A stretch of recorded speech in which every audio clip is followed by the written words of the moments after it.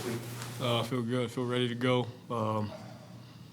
Yeah. No lingering effects from the hit on Sunday. Which one? Oh, yeah. No. Yeah. It's a bad one. One none of us want to have it. No, we're good. Connor, do you know, have you had any conversations or communication with Justin Fields since he's been in the league? Nah. No? Nope. Can you empathize maybe with what he's going with, maybe with just speculation, his future? You had to deal with all that other stuff. What's that like for a young guy like you? Yeah, I mean, I don't know what, as far as like if it's unwarranted or warranted, what's going on over there, I don't know. Obviously, I think when your record or you're not winning, everybody wants to look for the next thing or the next big thing or whatever. But the guys in the locker room, from what, I saw something this week, so, those guys, I think they believe in them. So, that's really all you can ask for. The guys that you're going to war with believe in you. And again, for him, I'm sure he's trying to prove himself every time he touches the field. So, and in this profession, football, basketball, it doesn't matter. They're trying to replace you in a sense, So it's on you to make them, realize or make them understand, what type of player you are, and that they got something in you. So. Do you feel that way? That they're always trying to find the next quarterback here? I mean, I don't think that's everybody's situation, but no, I personally don't feel that way. Also, it's I dealt with the whole thing last year as far as what Again, it's a whole situation that you know about it, but no, I don't feel that way. I just I'm worried about playing football. I know Jonathan Gannon was saying earlier in the week, talking about the receivers, like in the middle of a game where you guys are moving the ball like you were last Sunday. To be honest, he's not thinking about who's the one getting the yards. He's just noticing that you guys are getting yards. Yeah. Are you kind of in that same boat? Is it a little bit different for you? Are you noticing who you're throwing it to, or in the moment, are you not really even thinking about it? No, you definitely know. I notice who I'm throwing it to. I may not know how many yards somebody has. That's definitely a possibility. But no, yeah, I definitely know who. I understand what he's saying though. He's just worried about the offense moving the ball. I know who hasn't touched it. You know what I'm saying? Like I understand all that, and I feel it too. Like I told y'all, it's frustrating. But we got to find ways to, spread the not necessarily spread it around, but get those guys touches because they are playmakers. Is there any part of you that's doing it also as a leader where you're not necessarily trying to keep everybody happy, but like kind of keeping everybody happy type thing? Do you have to think about that? I mean, every quarterback coach, offensive coordinator is going to tell you that's his job, and that's don't worry about, when the receivers are, complaining or mad or frustrated about getting the rock, which they have every right to. Everybody wants to make plays. It's their career. I would expect nothing different, so I get it. But I think that's part of the quarterback position, to be able to, take, listen to what they're saying, obviously, with a grain of salt. And, yeah, I'm trying to get you the ball, but at the end of the day, we're all just trying to win. And again, you look at stats and stuff like that. Like last year, Keith was leading the league in damn near receptions through the first 6 games or whatever before we both got hurt. And now it's like it's tough. I get it. But I think going forward, we'll be able to be better and figure it out. When you watched a review of the game on Monday or even Sunday, if you did you see a handful of times where you might have missed out on a progression or a check down to a wide open guy downfield? A lot or just a few? No, I mean there's obviously every game there's a couple plays that you would love to have back, a couple throws that you would love to have back, or miscommunication between, one or two guys, whatever it may be. But again, a lot of times people watching they don't see that, they don't know what's really going on or what's supposed to happen. So it's it is what it is. We gotta get better. We go back, correct it. But to answer your question, I mean, yeah, I think every quarterback watches the game. I could have did this better or done that. So.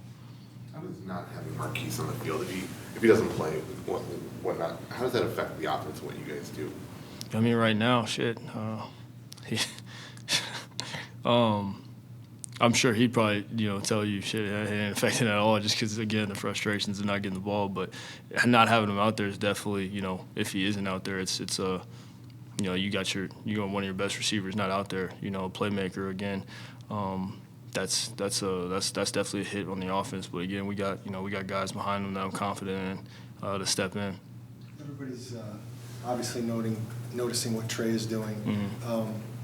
Jeff Swain's a little bit more on the down low a little bit, but like it feels like he played an important role in the offense. If he can't go, how does that hamper what you guys might want to do?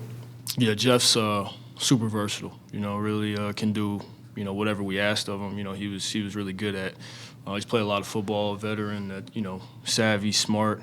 Just got a great feel on the football field, and I don't think that's something that you can't really just coach. So, yeah, again, if he's not out there, that's another big piece for us that was we could do a lot of things with, very multiple and versatile with what we could do with him out there. So it's tough. James Conner has a chance to get 1,000 yards this year. What's it been like watching him, run hard, play for a 3-11 team, getting beat up every week? Like it just seems like he's been a real leader for this offense. What have you noticed from him? If he doesn't get hurt, he's up there, in rushing yards, and I think he might be leading. Who knows? But I wouldn't say he's getting beat up. I think he's doing more so of the punishing as far as he runs hard. He can catch the ball in the backfield. I don't think there's a limit to what James can do. And he's one of those guys when you touch the field, you know what you're getting out of him, and you can count on him. So he means a bunch to this team for sure. Nick Rallis has said that the best way to understand your side of the ball is to know the other side of the ball. Obviously, you know how to read defenses and schemes and all that, but do you speak to him or any of the guys on the defensive side of the ball here and say, hey, what do you see from me so that I could improve as a quarterback? Yeah, me and Nick, we got a great relationship. He's a great, a guy to not only keep it ball and be serious with off the or in the building and stuff like that, but off the field, just a relationship that me and him got to build this off season. Me obviously being in here every day working out and stuff like that, seeing him just shooting it, So being able to go to him obviously anytime I want to. See what he's seeing, see what he's thinking. Obviously, JG's a defensive guy as well, so it's there's tons of guys that have the knowledge of the defensive side of the ball that are paying attention to what we're doing. Obviously, because we're on the same team, so they give their feedback all the time. Statistically speaking, Next Gen Stats released comparing this season to last season when you were facing pressure, and statistically, your numbers are way better this season compared to last. Is that something you went into this saying, all right, this is an area I want to improve in, or has it just kind of come naturally? I think it just comes naturally. Understanding where you're hot, understanding where the protection's going, understanding the route concepts, stuff like that, and just trying to play on time, and not trying to take sacks and stuff like that, getting your check downs. And all those things play a part into it. Rookie year, not really knowing how to check the ball down, and then progressively getting better at that, just trying to get better each and every game. And then now this is year 5. Like I want to say 2 years ago we were really good against pressure, and then last year obviously our numbers were way down just because we weren't very good on offense. So the goal is to have better numbers against the blitz. So if you don't want to see it, you got to beat it. So. You want the touchdowns, but to be able to have Matt Prater to rely on, Yep. I guess, when you need the points. So what's that like? Yeah, having Matt, man, that's a game changer. A guy that you get it to the 40, 45, have a chance to knock those in. You see it across the league with some of these games that these guys are making incredible field goals. It's huge. He's an X factor for sure. Obviously, we don't want him out there kicking 50 and 60 yarders. We want to put the ball in the end zone, but knowing that he's out there and he's got our back. And we rely on him is a big deal. Are there any specific goals for this offense left for the next 3 weeks you'd like to accomplish to get some momentum going into next year? Yeah, we got to get better. I'm not going to get too deep into it, but, just, again, it goes back to playing good football on offense, blocking, running, throwing the ball, being more explosive, taking care of the ball. All of that plays a part into being a good offense. What kind of issues does this Bears defense present? Yeah, they're playing really good football right now. Statistically, they're up there. It's one of the best defenses in the league. They got a lot of great players over there. Play hard, play fast, play physical. We definitely expect, we got to be ready to play. So. You had 50 rushing yards on Sunday. I know you. I had 50. Yes. When back your first game, you said you weren't going to go on the field if you thought you were going to be thinking about your knee, but Now that you've got 5 games under your belt, is there any point you're thinking about that knee still? No, I don't really think about it. You know, obviously when you get hit, and you know, any body part can, you know, be affected when you get hit. Not necessarily the one that's, you know, I was hurt with, but just any body part. So, no, I'm not thinking about it. What's your trust level been like with Paris Johnson? Has it been very good? And if so, why? Yeah, I would say the whole line. You know, I'm not out there worried about one guy. But Paris, you know, I believe he's going to be a really good player. You know, got the utmost confidence in Paris. I know how much he loves the game. I know how much he prepares. He's always been really good at football, so I expect that to continue. There might be a game that you spent talking with Izzy after the game for a little while. What kind of resource has he been since you've come back, and kind of what are those conversations?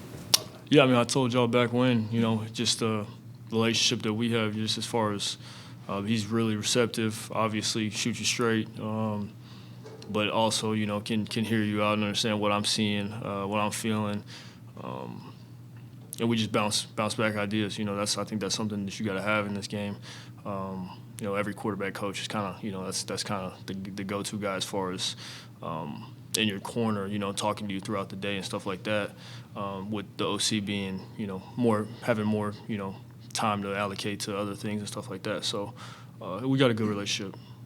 James said post-game that as the season goes on, you have to be a team that gets better every single week. Mm-hmm. Do you believe that this is a team that has gotten better every single week?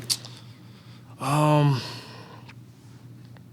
what 2-3 now since I've been back, or 3-3? 2-3, yeah. So you know, with really the Rams game was probably the one that, you know, obviously we got beat up. You know, this one in the Texans felt like, did we get better? I wouldn't say, you know, I felt personally, obviously me playing each week, just trying to get better and allowing the game to slow down. But as a team, I thought, you know, we clearly aren't necessarily taking the steps to, you know, where we want to be, because we're not winning, you know, we don't win those games. You know, there's things that we've done good in those games. There's little things that, you know, people played good games individually, but as a unit, as a, you know, complementary football, I don't think we played good enough. You know, so I can't really tell you that we just have gotten extremely better. But I know what the guys are made of. I know what the locker room's made of. The culture is right. Going to continue to play hard. You know, so I think the results aren't, you know, what we want them to be, but I think we'll get there. Can you see what this offense could be? Yeah. Yeah, and that's something, you know, goes back to figuring it out each and every week. What I like, what obviously Drew's, you know, done in the past, what the guys are, you know, good at. Again, this is only my 5th week, so just trying to mold it all together, figure it out, finish the season off strong, and then go into the off season and really dial in and come out swinging. Kyle, you're a guy that's won your whole life, high school, college. Does losing wear on you? Yeah, again, I don't enjoy losing. You know, this season's been difficult, not only for me, I'm sure for everybody else. You know, nobody envisioned, or I didn't envision being 3-11. So, yeah, it's tough losing. You know, you don't play this game to lose. You know, you play this game to go to the big one. You play the game to win it. So, that's my goal, and it's always going to be my goal. Conversation with Rob Purdy on the field after the game. You speak to just the mutual respect there, and what did you share what he maybe told you about your game, anything like that? Yeah, no, I think, you know, people saw that he said, you know, watching my highlights or whatever before the games, like that's, you know, obviously to get the respect of your peers and you know, not only him but a numerous amount of players around the league. You know, that's I won't say that's you know, that's one of the reasons, you know, you play the game is, you know, to prove yourself, and then you gain the respect of, you know, the guys around the league that do it at a high level, you know. But yeah, just respect him obviously, just because I know, you know, I know what type of player he is. Obviously, you hear, you know, the rumors around the league, you know, if he's capable of, you know, winning an MVP or, you know, is it him or is it the offense? You know, I mean, he's playing at a high level. He's doing what he needs to do. He's leading that team to wins, and that's the name of the game is to win. So. Being a game manager at all at quarterback, underrated. So. Well, I mean, it depends what we're classifying as a game manager. Like, you know what I mean? I don't. Again, I mean, the goal is to win. So, if that's what you want to call them, I don't know. You know, that's not up to me. You know, so they're probably, like I said, they got the best record in the league. So obviously he's doing something right.